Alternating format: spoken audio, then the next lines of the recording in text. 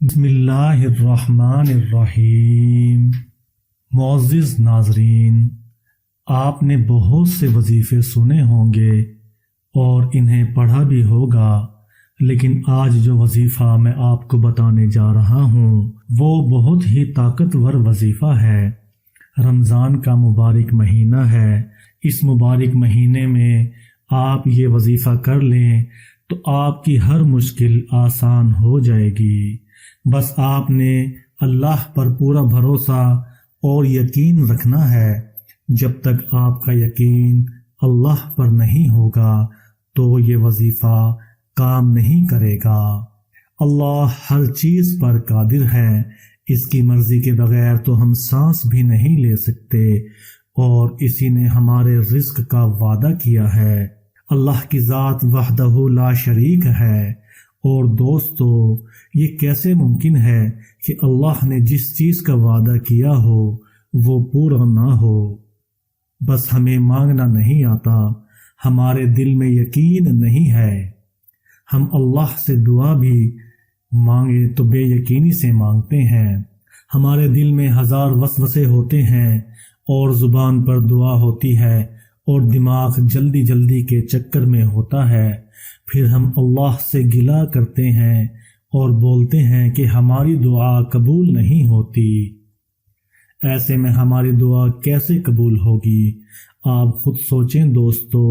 آپ جب بھی اللہ سے دعا مانگیں اپنی حیثیت دیکھ کر نہیں، دینے والے کی حیثیت دیکھ کر مانگیں اور پورے یقین کے ساتھ مانگیں۔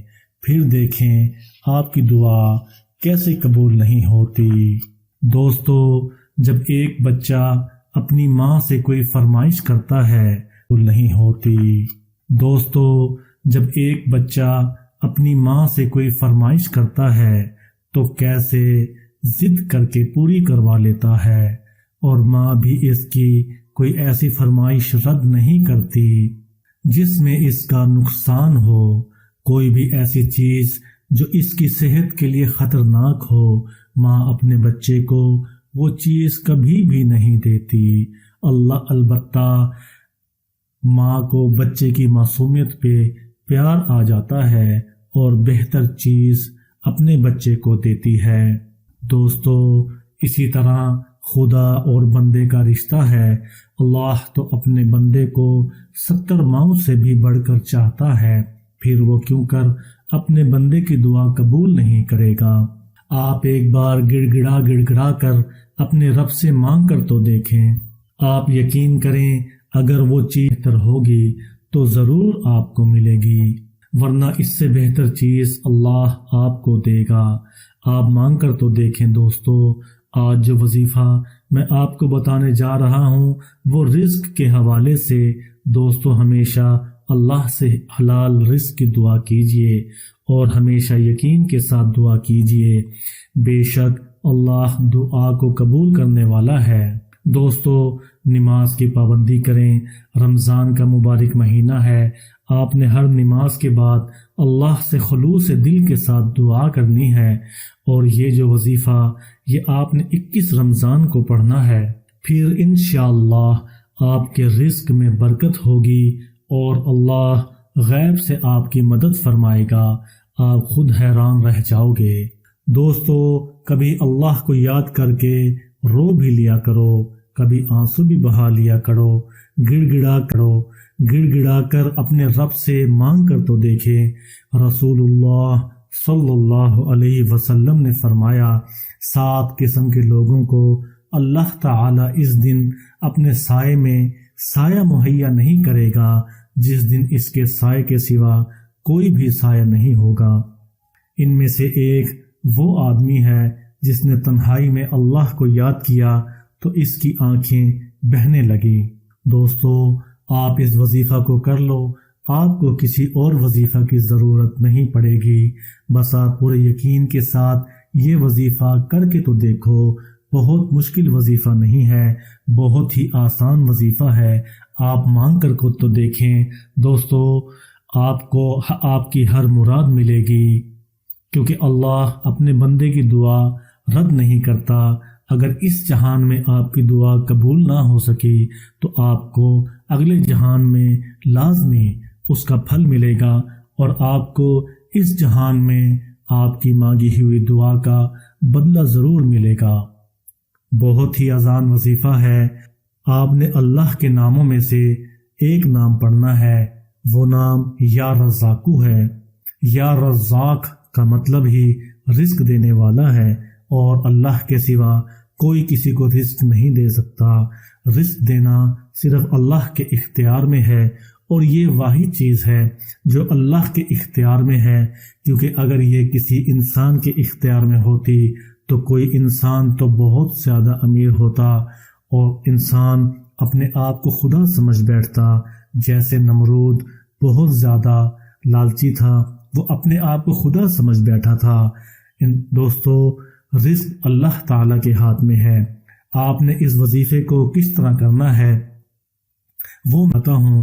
آپ نے 21 رمضان کو کسی بھی نماز کے بعد، چاہے وہ فجر کی نماز ہو، چاہے ظہر کی نماز ہو، چاہے عصر کی نماز ہو، چاہے مغرب کی بات ہو، چاہے افطاری کے بعد یا عشاء کے بعد یا تراویح کے بعد، آپ نے بیٹھ جانا ہے اعوذ باللہ من الشیطان الرجیم پوری پڑھنی ہے، اور اس کے بعد آپ نے بسم اللہ الرحمن الرحیم پوری پڑھنی ہے۔ پھر 3 مرتبہ آپ نے درود پاک آپ صلی اللہ علیہ وسلم کی ذات پر پڑھنا ہے۔ درود پاک آپ کوئی سا بھی پڑھ سکتے ہیں، وہ درود ابراہیمی بھی ہو سکتا ہے جس کو نماز والا درود کہتے ہیں، یا کوئی بھی چھوٹا درود آپ پڑھ سکتے ہیں۔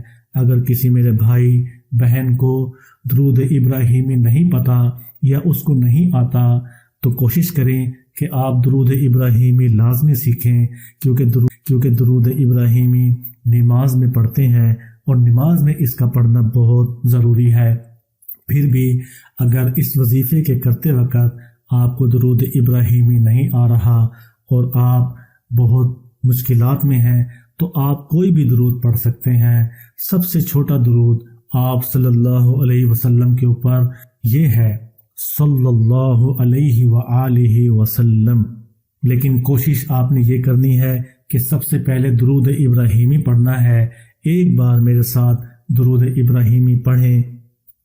اللہم صلی علی محمد وعلی آل محمد کما صلیت علی ابراہیم وعلی آل ابراہیم انک حمید مجید۔ اللہم بارک علی محمد وعلی آل محمد کما بارکت علی ابراہیم وعلی آل ابراہیم انک حمید مجید۔ دوستو، یہ ہے درود ابراہیمی، اس کو آپ نے 3 بار پڑھنا ہے۔ پھر آپ نے یا رزاقو کی 3 تسبیح کرنی ہے۔ پھر اس کے بعد 3 تسبیح کرنے کے بعد آپ نے دوبارہ 3 بار یہی درود ابراہیمی درود شریف پڑھ کر اپنے رب سے دعا مانگنی ہے، اور پھر معجزہ آپ خود دیکھیں گے۔ بس آپ نے نماز کی پابندی کرنی ہے، نماز آپ نے کسی بھی حالت میں نہیں چھوڑنی۔ دوستو، یہ تھی ہماری آج کی ویڈیو۔ امید ہے کہ آپ کو ہماری آج کی ویڈیو پسند آئی ہوگی۔ اگر پسند آئی ہے تو میری ویڈیو کو اپنے دوستوں کے ساتھ ضرور شیئر کریں، کیونکہ یہ وظیفہ بہت ہی خاص وظیفہ ہے۔ اگر آپ اس سے استفادہ حاصل کریں گے تو ان بھائیوں کو بھی لازمی بتائیں، کیونکہ انسان جو چیز اپنے لیے پسند کرتا ہے وہ اپنے بہن بھائیوں کے لیے بھی ضرور پسند کرتا ہے۔ دوستو، میرے چینل کو سبسکرائب کریں اور اللہ کا جو نام